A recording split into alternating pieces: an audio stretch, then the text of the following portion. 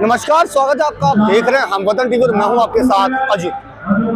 केंद्र की मोदी सरकार के खेलो इंडिया खेलों की नीति के बाद अब अलग अलग जगह पर खेलों को बढ़ावा देने के लिए कई कार्यक्रम आयोजित किए जा रहे हैं। कुछ ऐसा ही नज़ारा दिल्ली के रोहिणी इलाके में देखने को मिला, जहां पहलवानों ने अपनी प्रतिभा का लोहा मनवाते हुए न केवल बेहतरीन प्रदर्शन किया बल्कि देश की आन बान और शान तिरंगे को भी लहराया।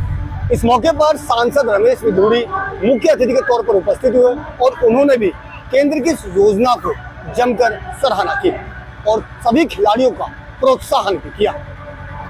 पीएम मोदी के खेलो इंडिया खेलों को बढ़ावा देने के मकसद से खिलाड़ियों को प्रोत्साहित करने और उन्हें बढ़ावा देने के लिए केंद्र सरकार हर कदम पर काम कर रही है।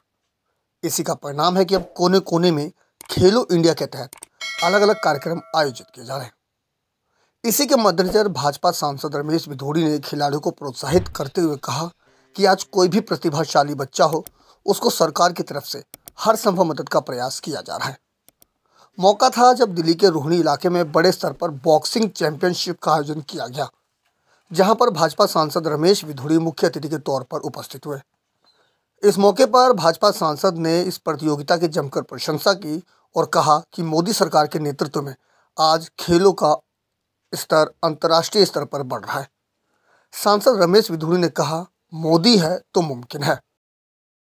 ये स्पोर्ट्स की प्रमोशन के लिए कंपटीशन देश के कोने कोने में इस प्रकार से हो रहे हैं और प्रधानमंत्री जी ने जो इसमें विशेष रुचि दिखाई है, खेलो इंडिया खेलों के तहत रूरल बेल्ट से जिन प्लेयर्स को मौका नहीं मिलता था, उनके माध्यम से उनको प्रमोट किया जाए, उनको अपॉर्चुनिटी मिले। और अपॉर्चुनिटी मिलने के बाद देखा है, जहां भारत डबल में भी इस पदमों में नहीं घुसता था, आज ट्रिपल सैकड़ों के रूप में भारत के अंदर पदम लाए जा रहे हैं। तो कहीं ना कहीं जो खिलाड़ियों का उत्साह है वो भी बढ़ रहा है और उनके प्रमोशन के लिए समय समय पर जिस प्रकार से ये प्रमोशन के इवेंट होते हैं, तो आज यहाँ पर रोहिणी के अंदर बॉक्सिंग कंपटीशन जो हो रहा है, इसके लिए मैं बधाई देना चाहता हूँ। पिछले 3 साल में ही जो फंड को भी 4 गुना बढ़ाकर स्पोर्ट्स में और सांसद खेल स्पर्धा के माध्यम से अब जगह जगह रूरल बेल्ट के अंदर गांव में जो प्रतिभा दबकर रह जाती थी, जिनके पास ये क्षमता नहीं थी, शहरों में वो कैसे आए, कोच उनको अच्छे मिल नहीं पाते थे, उनको अपॉर्चुनिटी देने के लिए हो रहा है। और अब देखिए, जहां 2 अंकों में पदक भारत में नहीं आया करते थे, आज 3 अंकों में भारत में पदक आ रहे हैं पिछले 3 या 4 वर्ष में।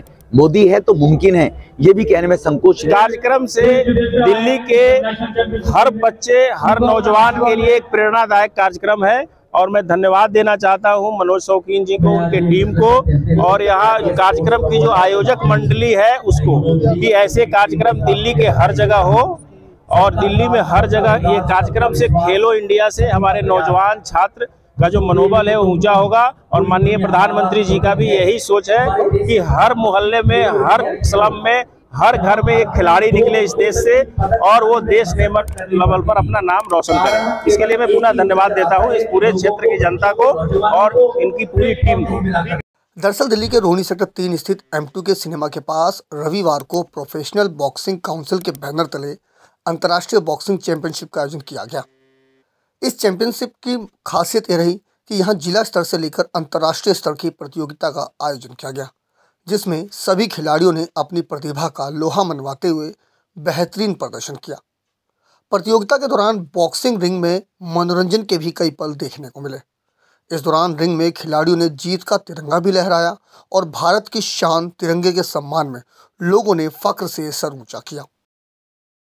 मैंने इसके लिए बहुत मेहनत करी थी, काफ़ी टाइम से मैं मेहनत कर रहा था, लेकिन मनोज अंकल जी की वजह से ये मेरा सपना जो है ये पूरा हो पाया।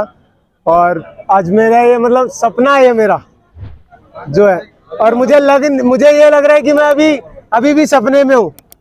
जो मेरे को इतना मैंने ये टाइटल अपने नाम किया है, ये मेरे लिए एक सपने जैसा ही है। मेरा ये सपना था जो मनोज अंकल जी की वजह से पूरा हुआ। इस सपने को मैंने 2017 से अपना प्रोफेशनल बॉक्सिंग का करियर शुरू करा था।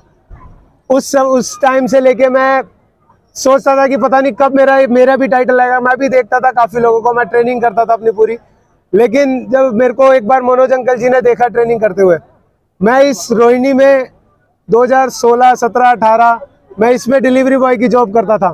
मेरे पास नहीं था ट्रेनिंग करने का इतना खर्चा, डाइट का सब चीज़ नहीं हो पाती थी। अंकल जी की वजह से ये सब कुछ हुआ। मेरे मम्मी पापा हैं, मेरे बड़े भाई हैं, जिनकी वजह से मैं आज यहाँ तक पहुँचा हूँ। आज आपने देखा जो इस इवेंट में ज़्यादातर अपने इंडिया के बच्चे जीतते हैं, ये उनकी अपनी मेहनत है। और मैं चाहता हूँ कि बॉक्सिंग में इंडिया का नाम जिस हिसाब से हमारे बच्चे मेहनत कर रहे हैं सबसे ऊपर जाए। और मैं बॉक्सिंग को जैसे IPL होता है ना क्रिकेट में, उस मुकाम पे ले जाना चाहता हूँ। ये मेरा भी ड्रीम है भाई। ये निखिल की मेहनत है, देखो 5-5 घंटे सवेरे 4 बजे उठ के सुबह 9 बजे तक प्रैक्टिस करता है, दौड़ करता है। ये उसी की मेहनत का नतीजा है। मैं युवाओं से रिक्वेस्ट करूँगा कि नशे को छोड़ के अपनी फिटनेस पे ध्यान दें और देश का नाम ऊंचा करें।